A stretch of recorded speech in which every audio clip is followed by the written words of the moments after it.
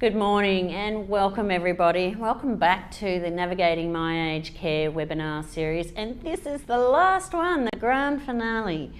Thank you so much for supporting us and watching this amazing series. My name's Marie Montgomery and I'm your facilitator today. This particular production has been brought to you by OPAN, the Older Persons Advocacy Network, and kindly supported by the amazing work of people of CODA, the Navigators Trial, of which we are one of the 64 across Australia. Today we have, as always, some amazing panellists, and I have to my left Craig Gear. Craig is the CEO of OPAN, and he's very kindly giving us some time today to be on our webinar. Thank you, Craig. Good morning. Next to him is the lovely Pat Joyce. Pat is an amazing manager for Seniors' Rights Services, which is an advocacy service here in New South Wales. So again, Pat, amazing. Thank you for your time. Welcome. And then down the end, Alison McCann. So Alison is the Assistant Secretary in the Aged Care Access Branch in Home Care Division. Home Care Division, is that right? Home Aged Care Division. In Home Aged Care Division. At the Department of Health, and it's really, really good to have you on board, and I love your support. Thank you so much. Thank you, Marie, very much. Appreciate it. It's a pleasure. And behind the scenes always is Tom, so thanks for being with us, Tom. I'd like to take this quick opportunity to thank all the amazing panellists that have been with us on this journey. We've met some amazing people across New South Wales and Victoria. We went to Wang there one day, and we really appreciate your time and also your Q&A. So Q&A, let's get on board, right hand, top corner. Send us some questions. We'd love to hear from you all. Great opportunity. We're on the journey board, so if we pop that up, we're at the bottom, step 6. That's amazing. The last step in the journey. I know. Wow. I know. It's been a journey. It has. It's been a really good journey, Snakes and Ladders journey, that one. So step 6, it's the last one, and we're going to be talking about reassessing and managing your services. And it's a great opportunity because you have services in place now. If you've followed the steps or you've called My Aged Care and you've had your assessment and you've found the services that you're getting, it's a great opportunity to sit down, reevaluate, make sure that you're managing your own services as well. Self-advocacy is so empowering, and we have some great tips on that today. Excellent. Our advice along the way has always been, be prepared, chat to your providers, chat to your family, know what your ageing looks like and feels like, and age positively.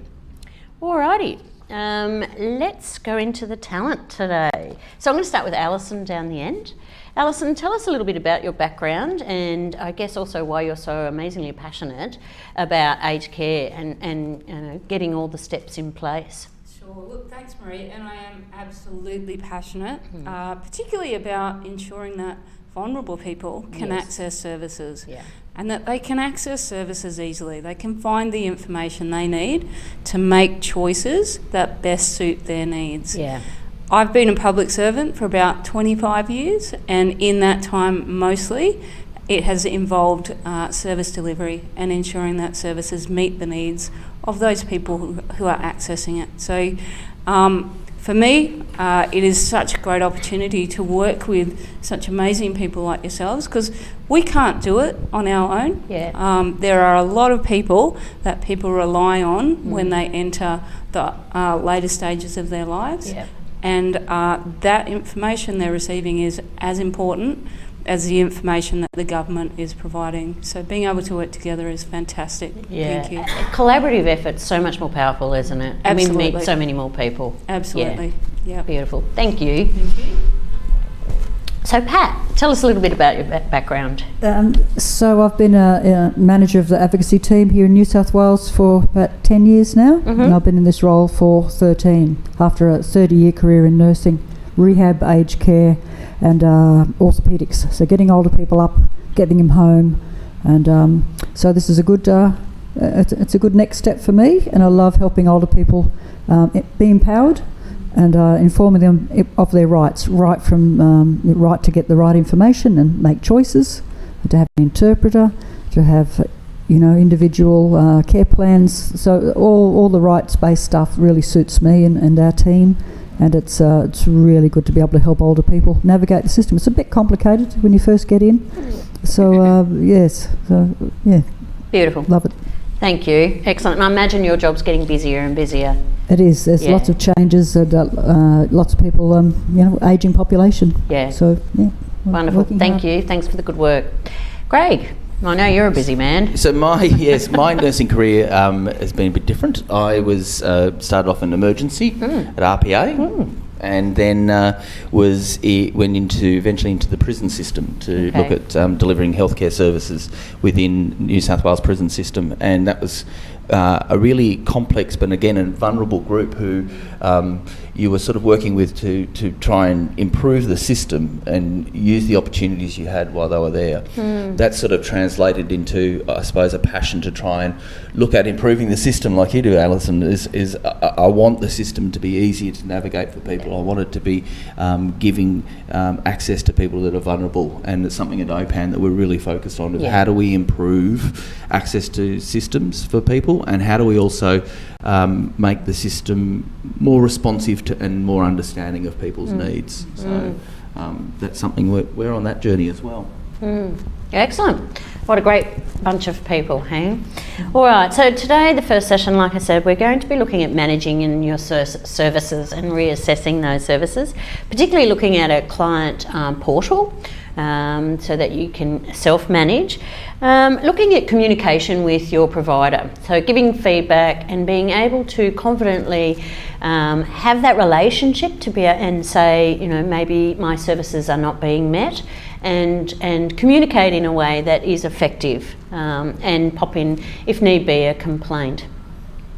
So let's look at managing services first. So if you're currently receiving aged care services, there may be times where you need to make changes to them, isn't there, Alison? Yeah. And often that's either, depending on the service that you're getting, you're going on holiday or you require a more complex care type service.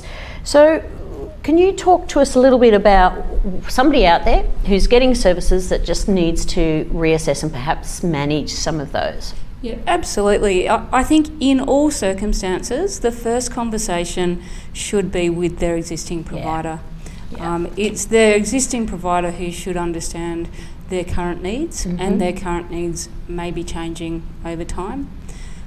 For some people, that can be a difficult conversation. Yeah. So if for whatever reason the relationship isn't there, or they're not able to explain what they need, by that direct conversation with the provider, they can always call the My Aged Care Contact Centre, and the contact centre can give them further advice about what they can do. Good. Excellent. And I'll add to that sometimes people just feel that they need a little bit of advice or support, and this is where someone like Pat's team comes in.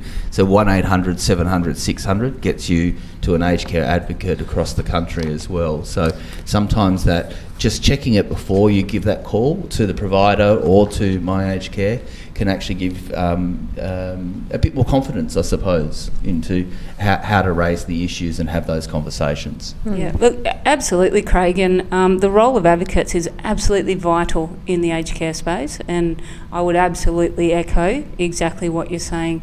More information can only help, and it can help you to Absolutely. talk to different people as well. Yeah. Yeah.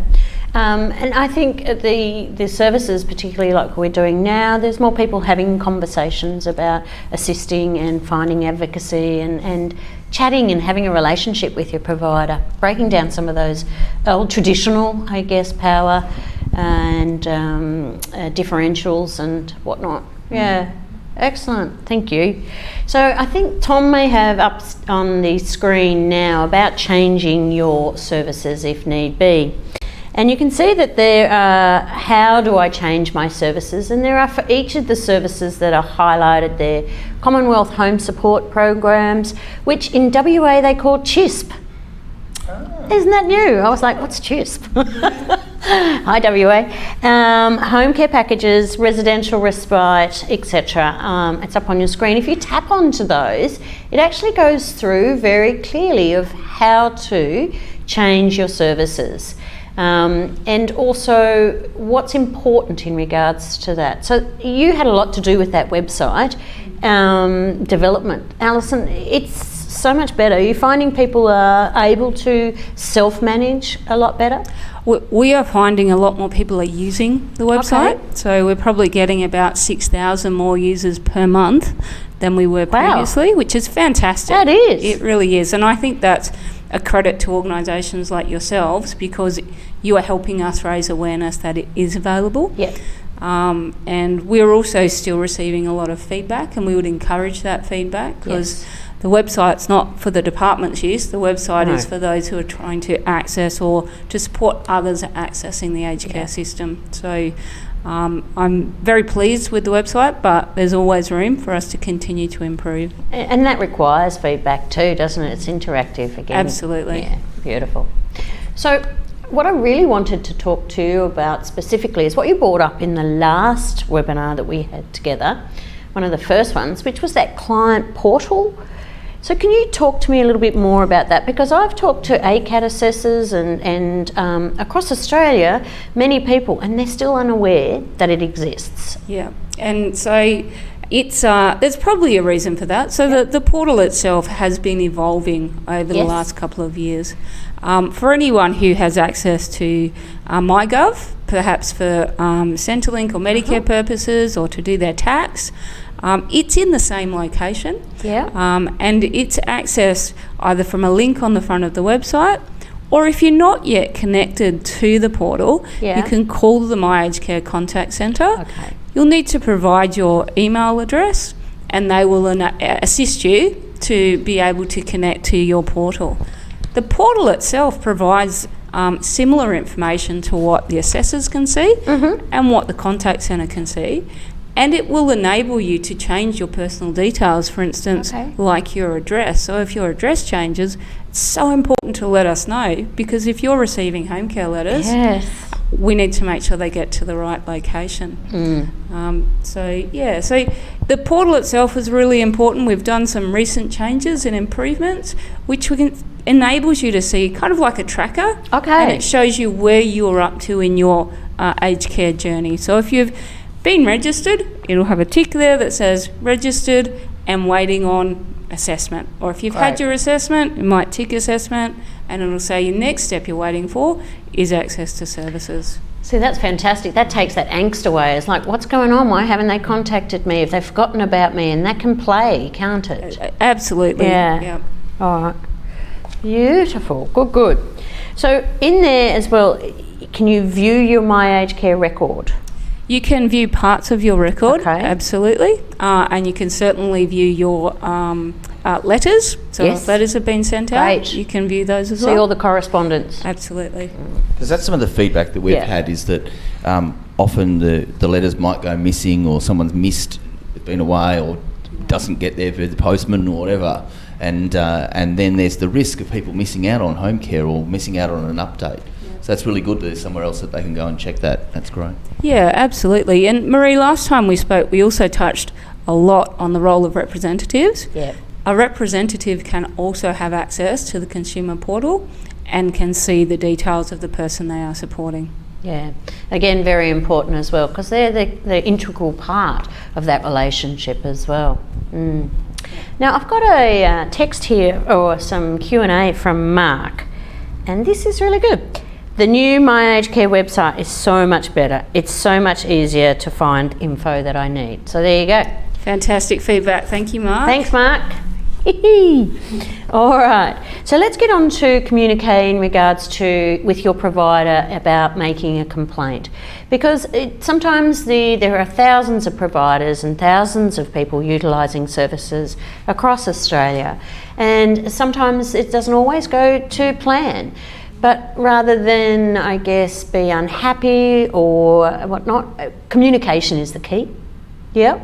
Absolutely. So Craig, I'm going to go to you. How would somebody actually go in and look at making a complaint? And what are some of the ways that they can be confident in their communication? Because it can be difficult sometimes. Yeah, so I'll tag team with Pat, because this is something the advocates do all the time. There is definitely a need to be, I suppose, when you come in to put a complaint in, whether it to be straight to the provider themselves or through the Aged Care Quality and Safety Commission, it's always good to know what do you want done from this. Yep. So what are you looking for? What's the resolution? What would make this better? Sometimes some people just go, I just don't want it to happen for someone else. So that's all right. That's fine. Put that understanding as you put that forward. So I think there's also under the Charter of Aged Care Rights, it's really important to know that people have the right to make a complaint free from reprisal, and they have the right to have that complaint acted on quickly and have it resolved. And that's a resolution to your satisfaction. So sometimes complaints, though, may not get fully resolved. So there is I suppose the understanding that the system will try, and sometimes there will be challenges, and things will go wrong. No system is perfect. No. But unless the system is getting feedback and hearing what are those things, like Alison's saying on the website, unless you hear about these things, you don't know what to do about them. So people should have the confidence that they can speak up. They are protected by the Charter of Aged Care Rights. Our advocates are here if anything happens as well. And I encourage people to provide that feedback, but do it in a way that sort of is looking to improve the system and bring a resolution for you, but also to improve the system going forward. I often say that they talk about the eyes being the window to the soul, but for aged care providers, complaints and feedback are the windows to their organisation. So they don't know unless they hear. So speak up, but do it in a way that I suppose is looking for, come on guys, I'm just going to help you to try and do better next time. Pat, you deal with this all the time, don't you? Yes, we do. So advocates are always available to make a call on behalf of the older person receiving home care, because there's lots of things to get your head around when you first start, and the fees and even the Charter. Sitting down and explaining the Charter of Aged Care Rights is a great opportunity for consumers who have been on a home care package for a couple of years, or people coming on for the first time. So it's a great chance to sit down and explain rights and opportunities to raise any concerns when they're little, and then make sure that they're responded to. Otherwise, you can get an advocate just to make a quick call to say, please call Mr. Jones about his fees. He's a bit confused. So we say, like you say, Alison and Craig, go straight to the provider, because they've usually got the answer for you straight away. And older people tend not to fuss. If they don't know something, they just put it aside and thinking, I don't know that. And then they get a bit, they really do need help to navigate the system until they get settled. And if there are changes, like their condition changes or they need to go to hospital, so between us all, we can give that bit of information. So they can get information from anywhere, start anywhere, My Aged Care, service provider, advocacy service, even the complaints. Make a formal complaint if they like, and if it's a small matter or communication matter, the Aged Care Quality and Safety Commission might say, well, talk to the provider and have an advocate help you with that first step. So we can all share the responsibility of getting clarity around aged care and choice, and looking at long-term needs. And we'll talk about the Charter later, how it's all about the person, the individual. It's all centred around them. They're in the middle, and all the services are for them and their needs and their wishes. What I love about our aged care advocates is that they only work at the direction of the older person or their representative. So that it's not as if they're charging off to go and do something. They'll always speak to you first, and they'll always ask you what you want to do, and that become part of an action plan. So I think it's important that people know that they're still in control, and it's about giving you options and choices.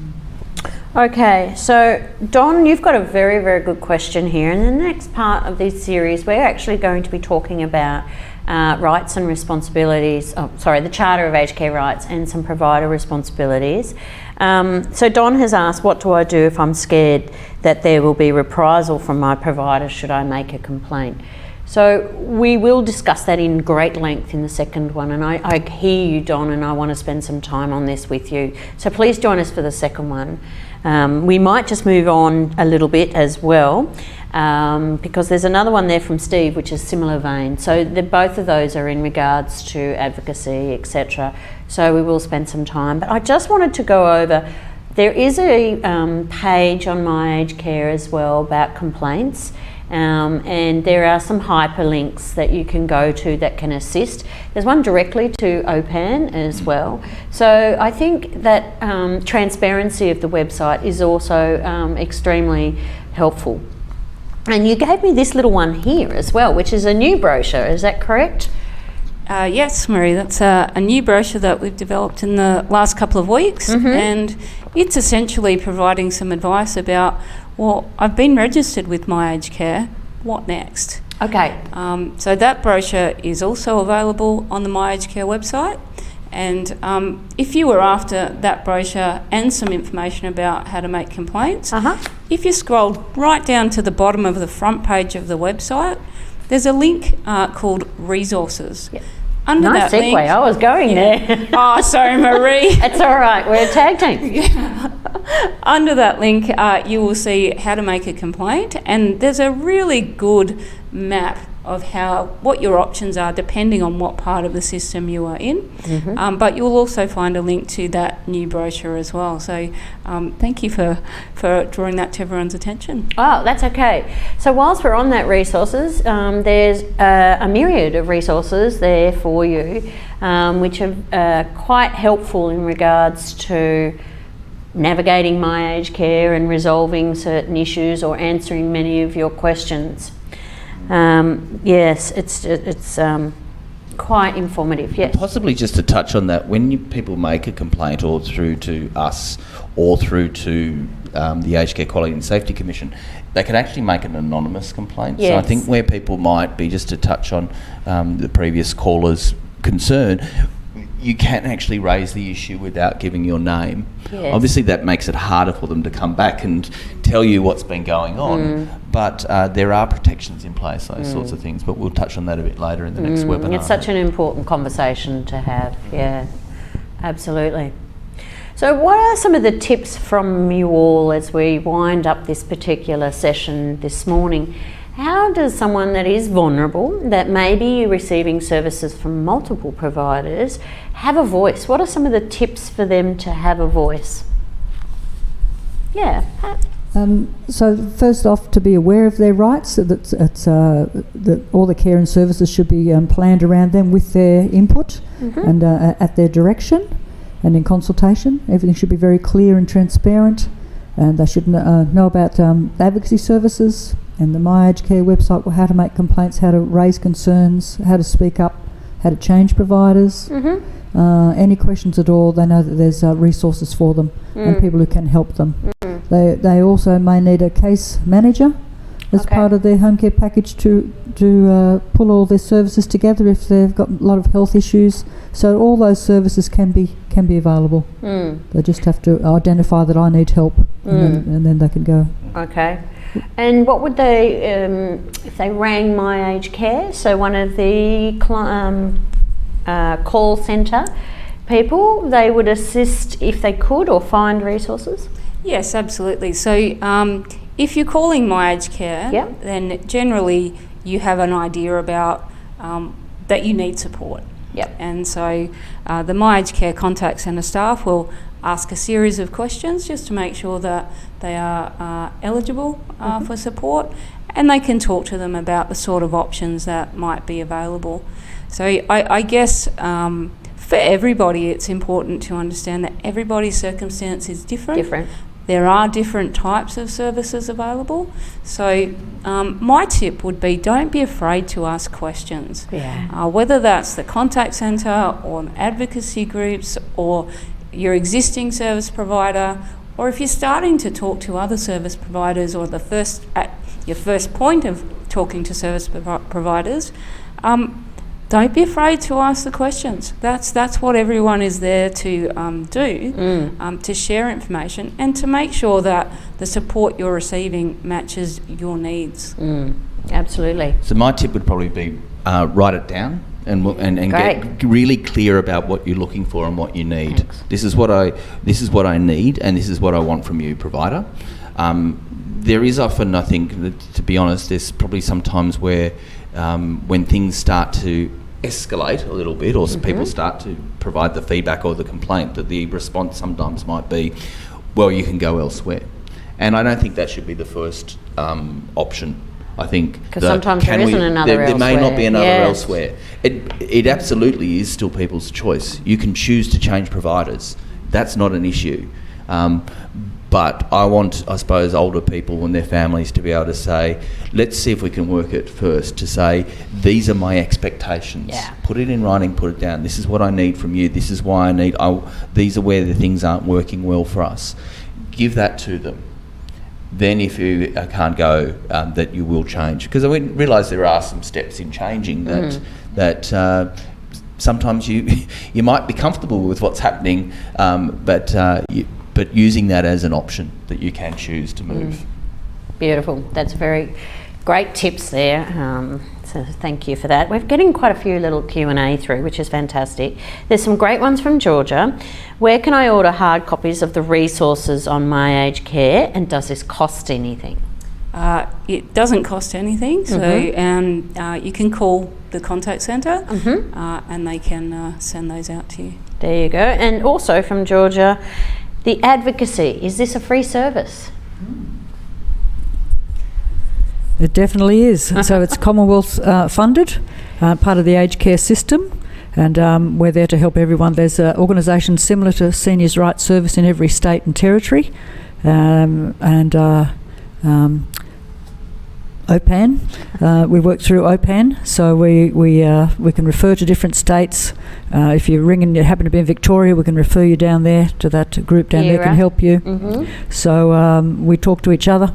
Absolutely. And there are others, advocacy services too, disability or multicultural. So there's lots of choice in every step. Like I say, you might want to have a community member with you. Or family and friend, but if you need more information, definitely call an advocate, because we're free, confidential, and we'll maintain confidentiality. Yeah, that's what I was going to say. Like I say, we won't Free, ring anyone. confidential, and importantly, independent. Yes. It's Yes. the independence Yes. that's really important. Yes. That we're not part of the service provider system.